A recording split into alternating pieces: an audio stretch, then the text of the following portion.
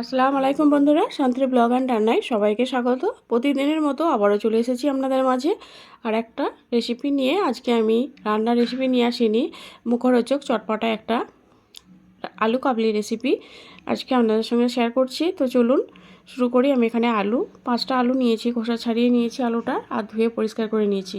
এটাকে আমি সেদ্ধ করে নেব। তার জন্য আমি এখানে একটা প্রেসার কুকার নিয়েছি, এতে পরিমাণ মতো পানি দিয়ে দিয়েছি। আলুটাকে এরকম দুটুকরো করে নিয়ে সেদ্ধ করে নেব। এদিকে আমি নিয়েছি শসা কুচি, কাঁচা লঙ্কা কুচি, পেঁয়াজ কুচি, আর এখানে মশলা নিয়েছি ম্যাগি মশলা, চাট মশলা, চিলি ফ্লেক্স, আর নিয়েছি বিট লবণ আর পেরি পেরি মশলা। আর এখানে নিয়েছি স্যাও ভাজা,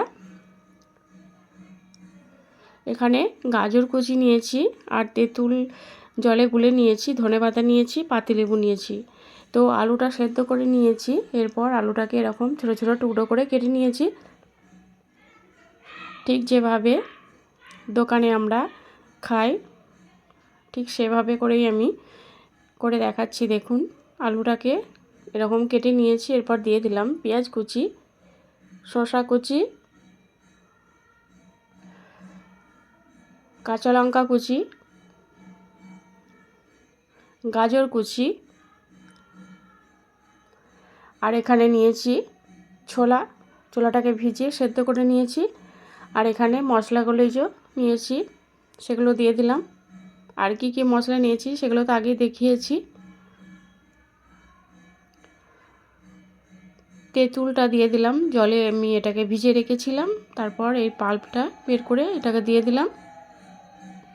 ধনেপাতা কুচি দিয়ে দিলাম। আর এখানে আমি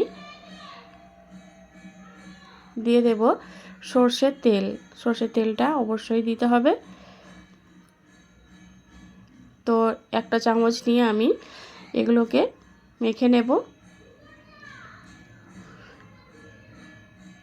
এইভাবে করে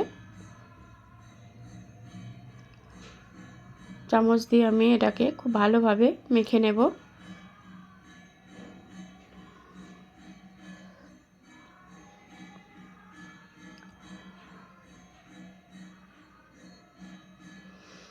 এটাকে একটু সময় নিয়ে খুব ভালো করে চামচ দিয়ে এভাবে মেখে নিতে হবে।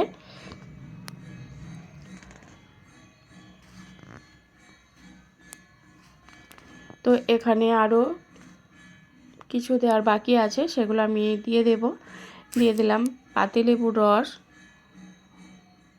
একটা পাতিলেবুর অর্ধেকটা কেটে রসটা দিয়ে দিলাম। যেটাকে আবারও একটু চামচ দিয়ে ভালো করে মেখে নেব। এরপর আমি এখানে দিয়ে দেব মশলা। এখানে আমি জিরে গুঁড়ো দিয়ে দিয়েছি আর দিলাম ধনে গুঁড়ো। আবারও চামচ দিয়ে খুব ভালোভাবে এটাকে আবার নেড়ে চেড়ে মিশিয়ে নেব।